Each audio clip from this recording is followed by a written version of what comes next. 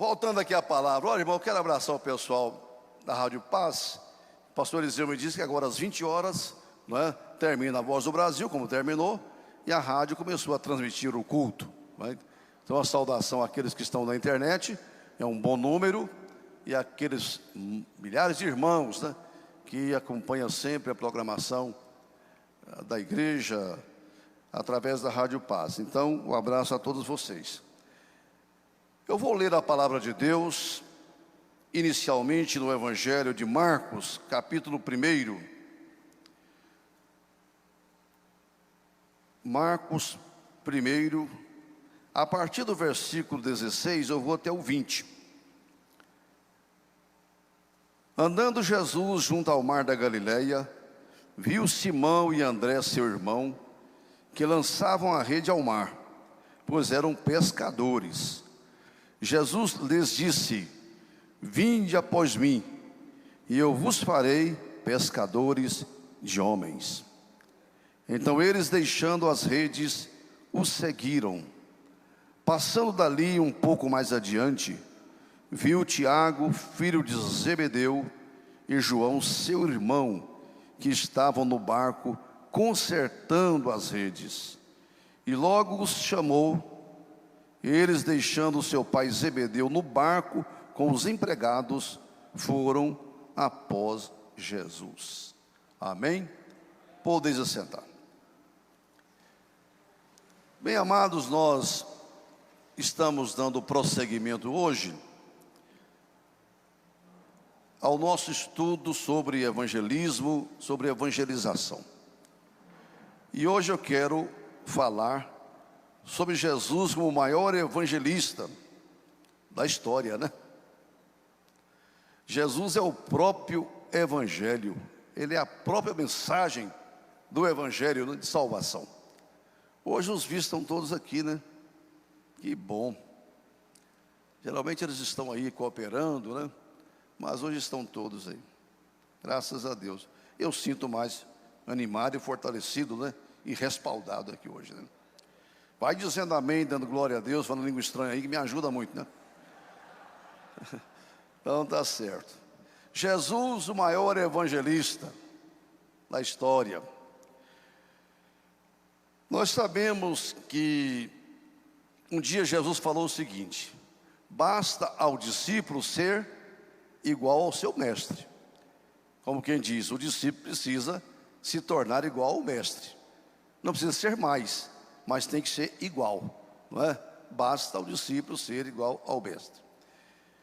Veja então que Jesus, e alguém falou uma frase, uma constatação, que Jesus, ao compor o seu colégio apostólico, ele escolheu, na maioria deles, homens ignorantes. Só que Jesus não os deixou na ignorância. O convívio com Jesus desenvolveu neles um alto grau de conhecimento, uma visão diferente do que eles tinham. Foi a convivência com Jesus que preparou aqueles homens para o desafio que eles teriam a partir de então. Então Jesus diz aqui: vinde após mim, e eu vos farei pescadores de homens. Lucas falou coisas que Jesus fez e ensinou. Ensinou fazendo, né? Aqueles homens começaram a seguir Jesus e foram aprendendo no colégio de Jesus. Ele, o professor, o mestre, e eles foram aprendendo a pescar, né? Aprendendo as estratégias de Jesus, olhando o que ele fazia, observando como que ele procedeu aqui na terra. E Jesus não ensinou falando, diz que ele ensinou fazendo. Tudo o que ele fez e ensinou. E só ensinou o que ele fez, não é? Alguém, para ser um bom exemplo, tem que ser assim, né? Olhai para mim e façais como eu fizer. Paulo um dia falou: sede meus imitadores, como eu sou de Cristo, né? Como eu sou de Cristo. Então, se Jesus foi o maior evangelista, os seguidores de Jesus aprendeu com a pessoa certa, né? É o que vamos ver nessa oportunidade aqui, nesse estudo, que nós preparamos para trazer para a igreja. Jesus foi um mestre por excelência, porque ensinava fazendo. Por que Jesus foi o maior evangelista? Porque Jesus tinha mensagem.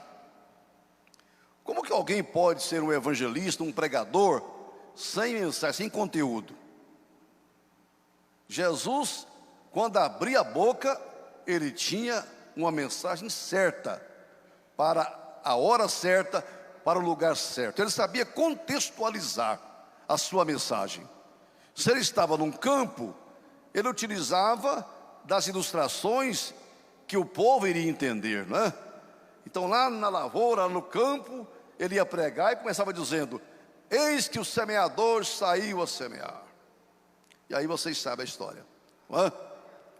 Mas quando ele estava em convívio, na cidade, geralmente Jesus tinha um discurso apropriado para aquele momento, para aquela ocasião.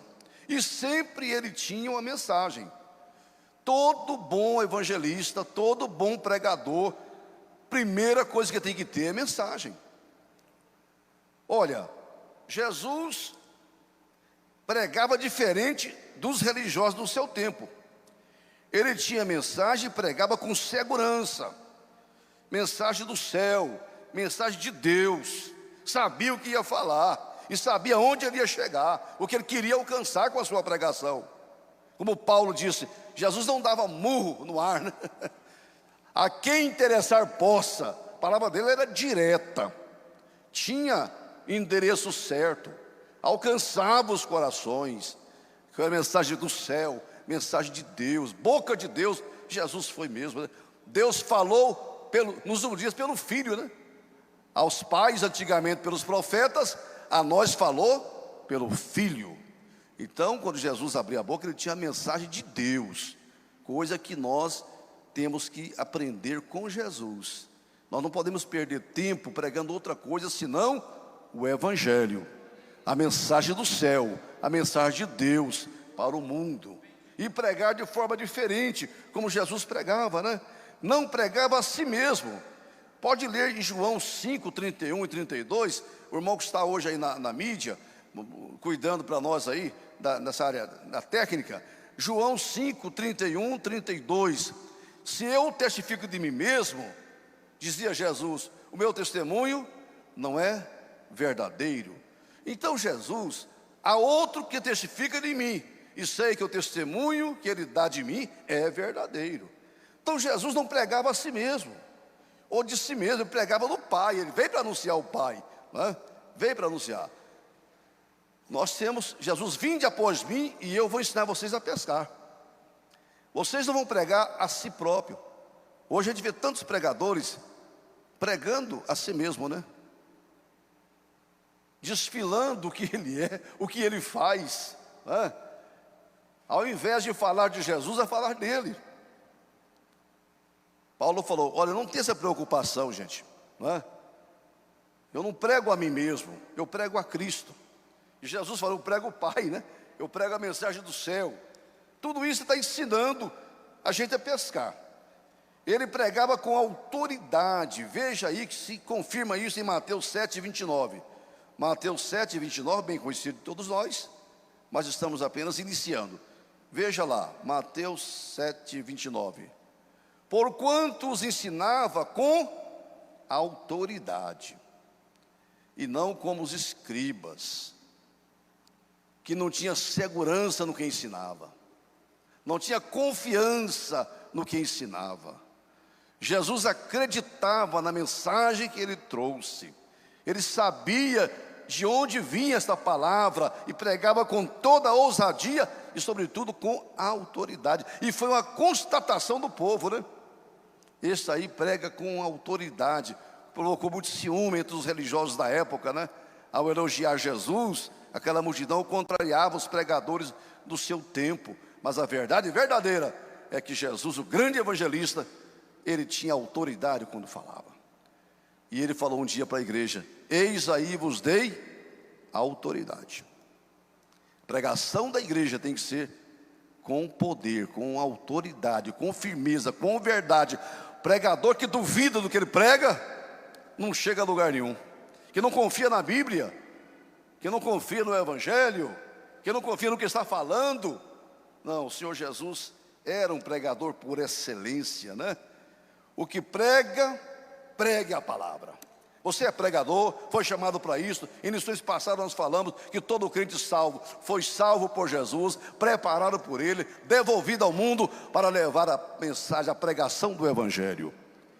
E quem ocupa essa posição, lá no trabalho, lá na escola, lá na empresa, aqui na igreja, nas ruas, nas praças, ele tem que saber de uma coisa: eu sou pregador, então eu tenho que pregar a palavra.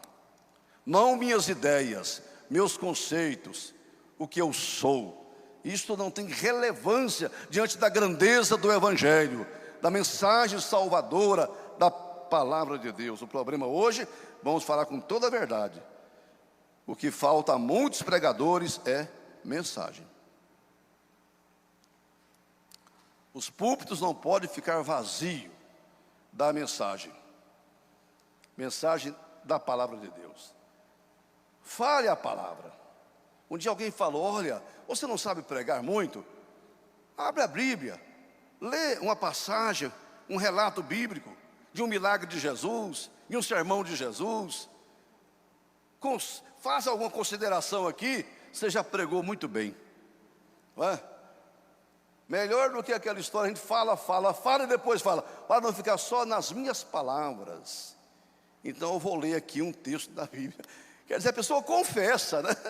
Que até então, e até o momento, até aquela hora, estava ficando só das minhas palavras. Quanto tempo ele perdeu, né? Falando das minhas palavras. Não é isso não. Desde o começo, abra a Bíblia e fale. Quem prega, pregue a palavra de Deus, pregue o Evangelho, né?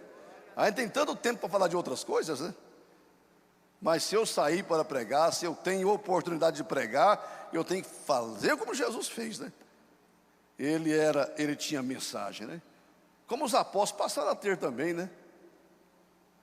Outro dia nós falamos sobre isso, o apóstolo São Pedro, quando ele disse para aquele coxo da Porta Formosa: eu não tenho prata nem ouro, mas eu tenho alguma coisa aqui, né? Que eu tenho, eu te dou. Depois ouvi o pastor Luiz Reis, lá de Portugal, dizendo: Pedro não tinha canudo, mas tinha conteúdo. E aí, irmão? Está cheio de canudo aí, não tem conteúdo. Quanta gente, né? Outro dia eu convidaram uma pregadora, né, Micaela? Eu falei: corta um pouco do currículo dela. Eu sei que ela é tudo isso que ela está falando, mas não se falar tudo, né? É isto, né? Tem muito canudo. No caso daquela pregadora, ela tem conteúdo também, né? Mas tem muita gente que tem muito canudo, diploma e não tem conteúdo. É bom ter o diploma, mas tem que acompanhar de conteúdo também, né? Como o apóstolo Pedro falou: que eu tenho, e olha que eu tenho, né? Eu te dou. Então fiquemos com esse ponto.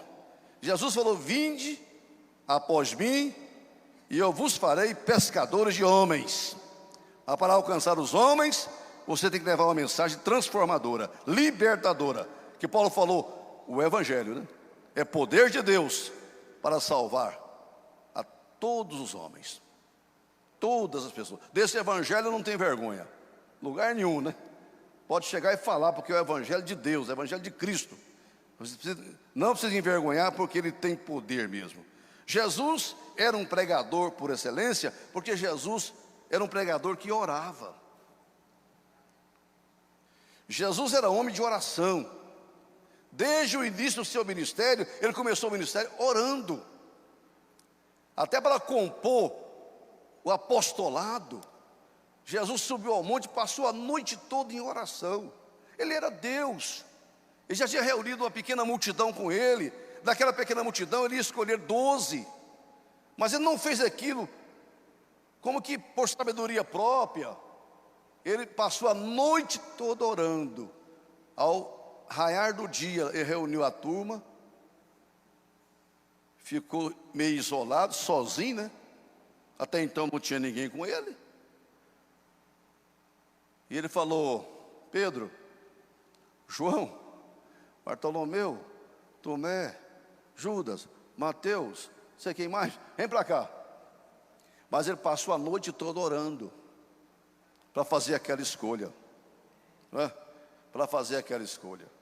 Então, pregador do evangelho precisa seguir Jesus nesse ponto, para tornar-se um pescador de homens. Jesus era um pregador que orava para recompor sua força espiritual, para recompor o equilíbrio, para receber direção, né? Veja Lucas 5,16, eu acho que é isso mesmo, Lucas 5,16, vamos ver se é o que eu quero. Porém ele se retirava-se para os desertos e ali orava. Esse porém aí tem alguma coisa antes, né? É o desgaste natural do ministério, da pregação, do exercício da obra. Então, para recompor a sua força espiritual, né, seu equilíbrio, para ter direção, o Filho de Deus dava o exemplo para nós. Então, ganhador de alma, pregador do evangelho, precisa orar. Não confie no que você já decorou, sermões prontos, preparado que eu tenho, todo mundo tem. Mas cada vez que eu vou pregar aquele sermão, eu oro em cima dele. Preguei aqui em Campinas, vou pregar lá em São Paulo. É as mensagens que Deus me deu, mas eu não vou, já sei aqui de cor, salteado, não. Eu tenho que orar novamente, ler tudo de novo, porque Deus tem uma inspiração nova ali naquela palavra para a minha vida. Posso confiar nisso, que eu já sei tudo, né? Mesmo sabendo, precisa buscar de Deus a direção, senão deixa a gente vazio, sozinho, né? Então, alguém falou muito apropriado.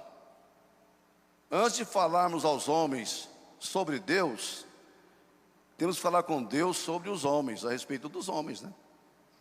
Eu vou pregar para os homens, então tem que falar com Deus primeiro a respeito dos homens, antes de falar para os homens a respeito de Deus. Nós precisamos ter esse conceito, como Jesus tinha, né? O que falta a muitos pregadores, no caso lá do primeiro tópico, é mensagem. O que falta a muitos pregadores hoje não tem sucesso, é porque falta oração. Primeiro segredo para conquistar uma pessoa para Jesus, uma cidade para Cristo, é a oração.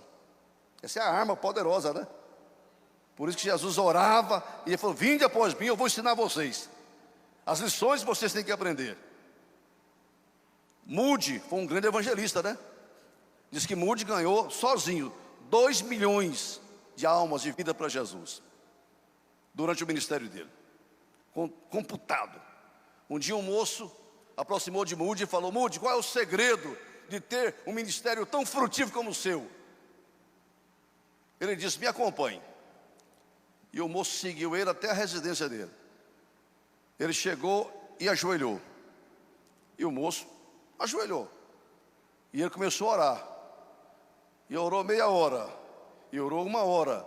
E orou 1h30. E orou 2 horas. Custou o moço entender, né?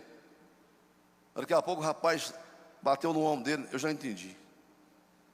Demorou, né? Qual é o segredo? Falou nada. Me acompanhe. Sabe o segredo? É porque eu busco a Deus. Sou mão de oração. Quando eu levanto para pregar, quando eu saio para fazer a obra, Deus é comigo, porque eu busquei o Senhor, né? Pregador, sucesso nosso, irmão. Ganha a alma, o seu parente para Jesus, seu vizinho, qualquer vida, uma cidade. O segredo está aqui, ó. Vinde após mim, e eu vou ensinar vocês a ser pescadores. Se você quer pagar o preço, Jesus orava. Madrugada toda, a noite toda, a vida toda, até na hora da morte ele orou, né? O maior evangelista, por excelência. Então, meu irmão, vamos fazer o que Jesus fez? Jesus era um evangelista que verdadeiramente tinha compaixão das pessoas, paixão pelas almas. Veja Mateus 9:36. Mateus 9:36. E Jesus vendo a multidão, teve grande compaixão deles, porque andavam desgarrados e errantes, como ovelhas que não têm pastor. Como que uma pessoa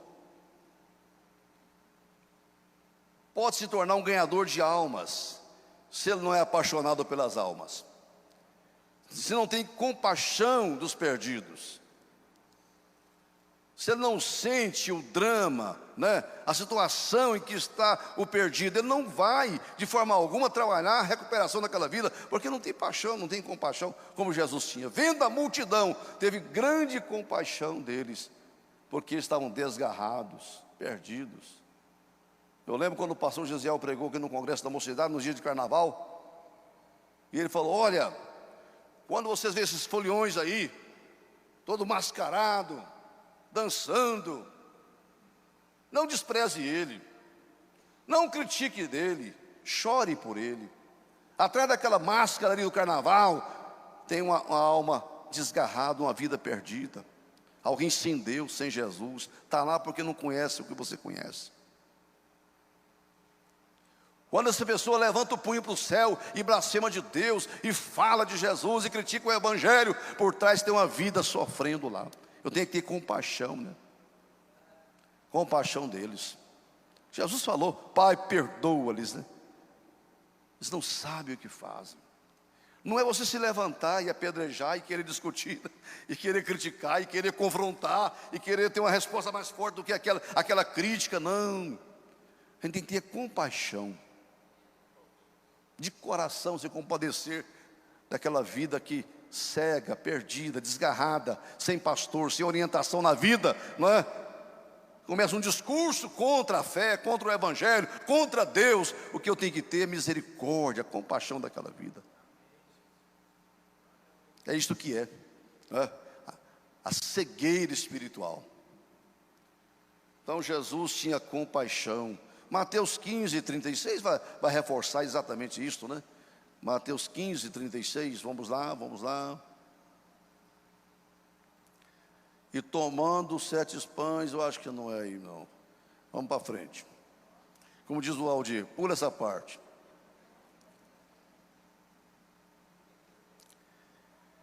É Lucas, Citando. Olha aí. Jesus, além dessa compaixão pela alma, ele tinha compaixão também pelo estado de miséria das pessoas, pobreza, lá no deserto.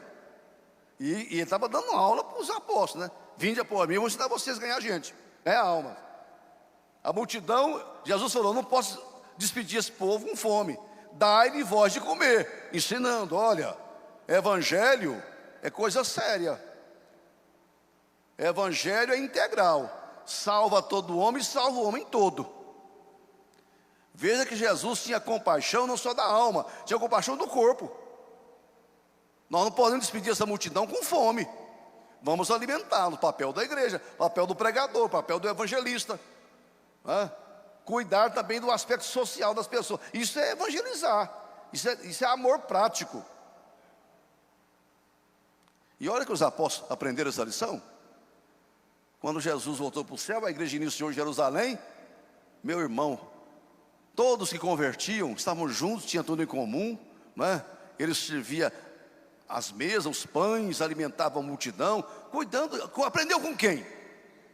Aprendeu com Jesus, Eu estava lendo hoje ainda, ao preparar isso, em Gálatas, acho que Gálatas 2:10, quando Paulo falou: olha, eu tive poucas vezes com os apóstolos, eles não estavam querendo me receber, e eu tive lá com aqueles que eram co-alunos da igreja em Jerusalém, um momento pouco. O evangelho que eu recebi de Jesus, não aprendi deles não. Mas eles fizeram uma recomendação para mim. Sabe qual foi a recomendação? Veja se é Gálatas 2:10 mesmo. Eu não anotei? Olha aqui, exatamente. Ele vem falando num contexto assim, da pouca ligação que ele teve com os apóstolos, pouco convívio com os apóstolos em Jerusalém. Mas depois finalmente eles abraçaram ele e despediu Paulo, recomendando-nos somente que nos lembrássemos dos pobres. Recomendação da igreja em Jerusalém, dos apóstolos que aprenderam com quem? Com Jesus. Vinde após mim e eu farei pescadores de homens. Aprenderam com Jesus e passou para frente. Paulo, tudo bem, segue o seu ministério aí, para os gentios, recomendando-nos somente que nos lembrássemos dos pobres, o que também procurei fazer com diligência. Veja que aprendizado, né? A igreja está evangelizando, mas ela precisa olhar para esse aspecto também, né?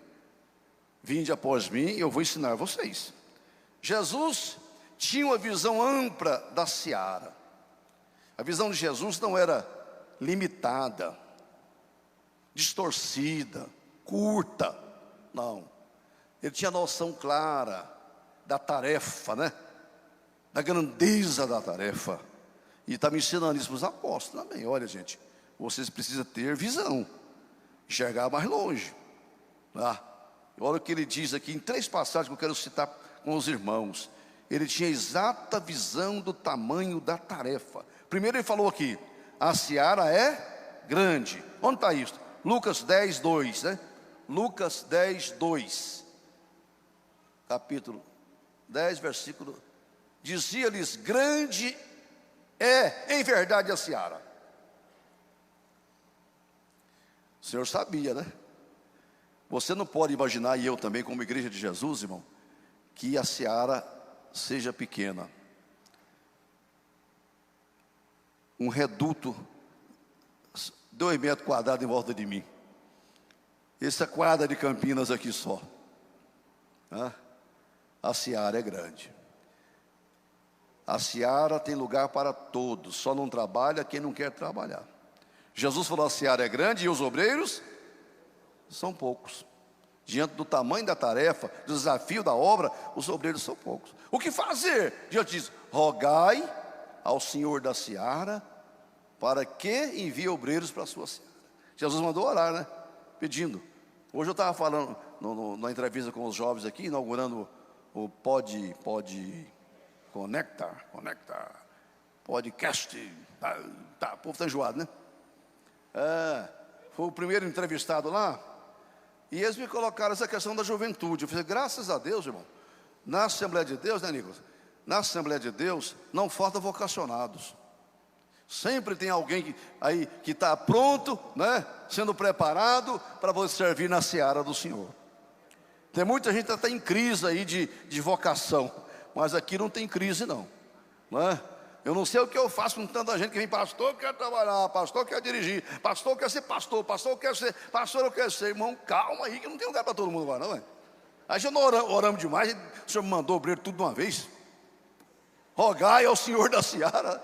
Mas a verdade é que apesar de ter tanto obreiro, são poucos que realmente querem trabalhar e trabalham, né? Continua sendo pouco. Porque nome, muitos têm, né? Mas efetivamente, vamos falar a verdade, né? Então Jesus tinha a exata visão, e uma visão ampliada da tarefa. Ele mandou os discípulos fazer uma coisa aqui, ó. Veja João 4,35. João 4,35. João 4,35. Não dizeis vós que ainda há 4 meses até que venha a ceifa? Eis que eu vos digo, levantai os vossos olhos e vede as terras que já estão brancas para a ceifa. O que Jesus mandou fazer? Eu tenho uma visão, eu estou vendo, né, a lavoura. Vocês precisam ver também. Vinde após mim, eu quero mostrar como é que pesca. Primeiro tem que ter uma visão, né? A tarefa é urgente. A lavoura está na hora de colher. Se passar do ponto, perde tudo, né? Aqui tem muito sojeiro, né, Uripão? Tem a época certa de colher a soja. Se demorar demais, aí não tem qualidade.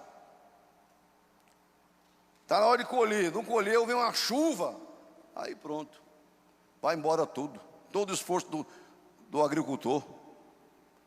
Jesus falou, gente, tem uma noção clara, levantai os vossos olhos, porque se com a cabeça baixa, olhando só para meus problemas e preocupações, eu não vou ver. Levantai os vossos olhos e vocês verão as terras, os campos brancos para a ceifa. A igreja, é isso que eu estou querendo nesse mês, despertar a mim mesmo e a todos nós, a igreja do Senhor, para dar uma levantada e ver os campos brancos na hora da colheita, né? Isso, se chegou nessa hora da colheita porque houve um trabalho muito bem feito, né? De preparar a terra, né, escolheu a semente boa, plantou, e irrigou, e cuidou, e agora que essa geração está, não pode pôr tudo a perder. Há o momento da colheita, né? O momento da colheita.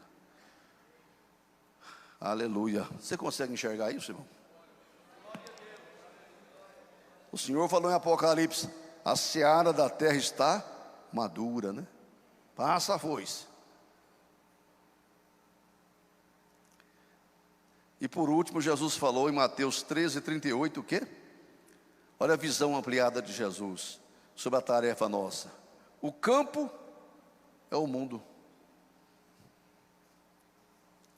O campo é o mundo. Olha o tamanho do mundo, né? E o campo é o mundo. Eu sei que achou que o campo era Campina. Sei aonde? O campo é o mundo. Onde quer que o Senhor te direcionar, avance. Fale do amor de Deus. Aprendemos com Jesus, né? Para ser pescador de vidas, de alma, precisamos estar em sintonia com a visão de Cristo. Porque diz que missões, né? Missões está no coração de Deus, né? Mas não pode ficar só no coração de Deus.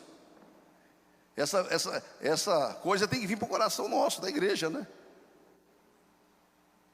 Ficar só no coração de Deus, nós estamos em sintonia com o que está no coração de Deus.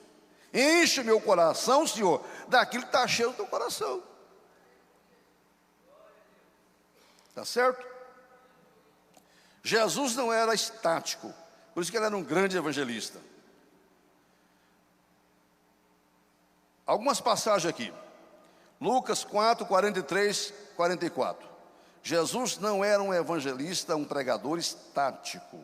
Ele se movimentava. Ele, porém, lhes disse: também é necessário que eu anuncie a outras cidades o evangelho do reino, porque para isso eu fui enviado. Ele estava muito bem lá em Cafarnaum, né?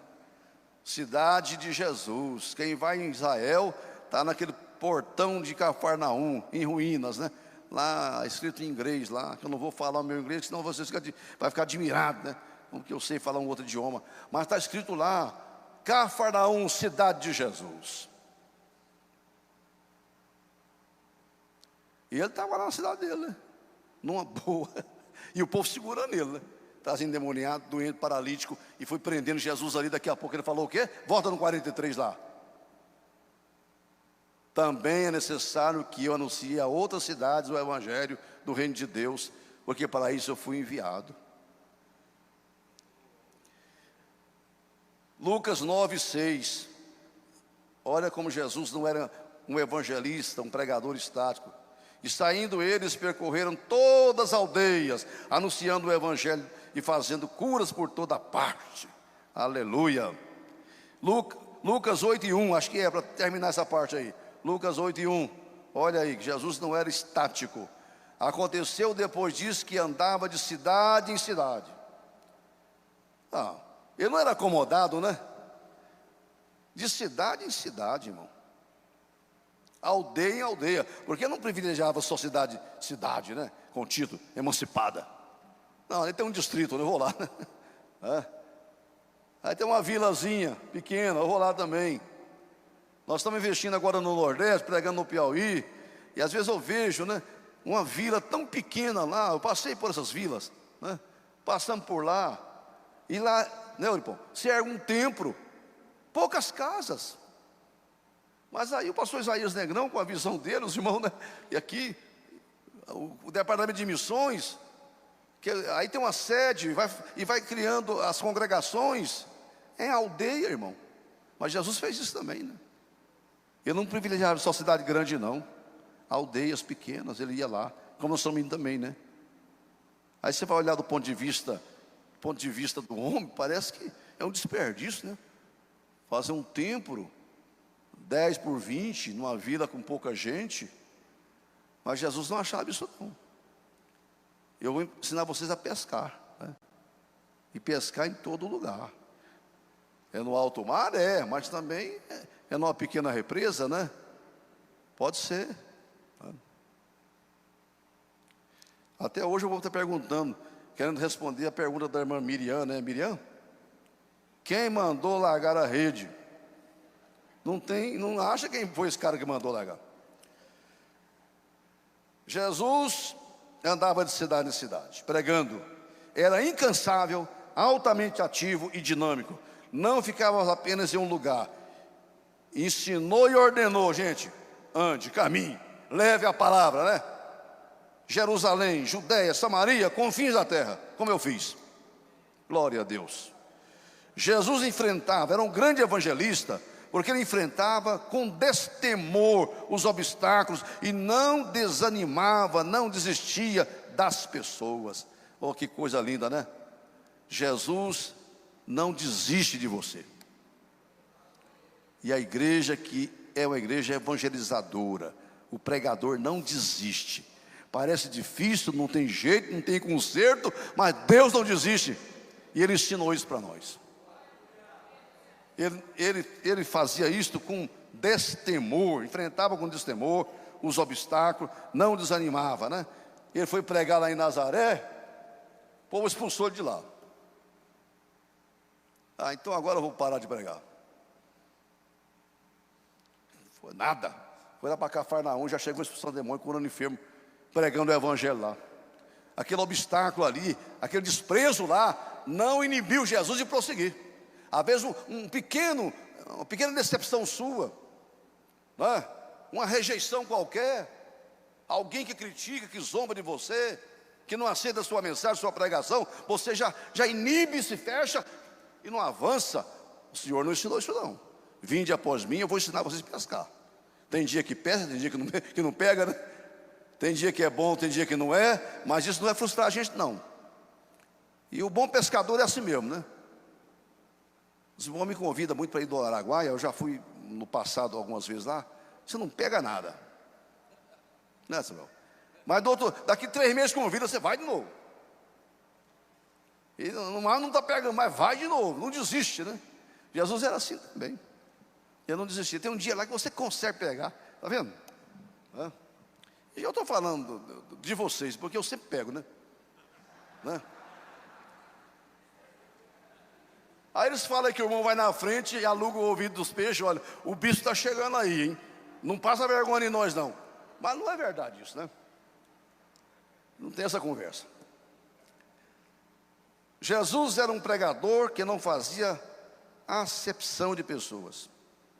Não era preconceituoso, né? Ele ensinou isso também. Ele pregava para pobre, para rico, criança, judeu, gadareno, publicano, pecador, religioso, leproso. Ele ia caminhando. E não discriminava ninguém. Vinde após mim, eu vou ensinar vocês também isso. O bom pregador, o evangelista que aprendeu com Jesus é assim também. Não faz acepção de pessoas, né? Ele só prega para rico. E fica convidando para a igreja só os ricos, né? Ele só quer rico na igreja dele. Aí, viu, você vigia, viu, Wilson? Que os caras descobrem e ficam convidando, né? Eles não convidam um pobre aí para lá. Mas fica caçando assim, os dizimistas. Não foi isso que Jesus ensinou, não. Nós não tem nada contra rico, né? Fica quieto aí. Mas eu não vou atrás só de rico, não, né? Pode vir. Um dia um pastor presbiteriano falou uma coisa para mim e eu quero conservar isso. Ele falou: eu sou presbiteriano, mas eu sei que a Assembleia de Deus, ela tem a cara do povo brasileiro. Graças a Deus. Então, nós estamos no Brasil mesmo, né? Se tivesse cara dos europeus, estava ruim. Tem a cara do... O que é que ele diz? Que lá tem pobre, mas tem rico, né? Lá tem doutor, mas tem analfabeto. Lá tem branco, mas tem preto. Lá tem isso, mas tem aquilo. Então era a cara do povo brasileiro. Olha aqui a cara do povo brasileiro aqui, ó. Sabe com quem nós aprendemos? Com Jesus. o grande evangelista.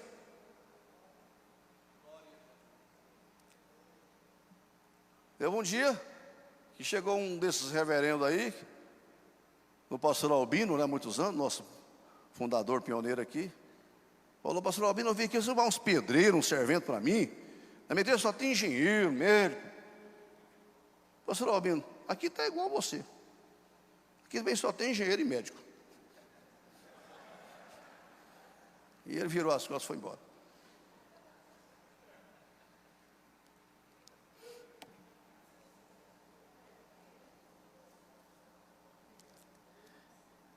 Fica em pé.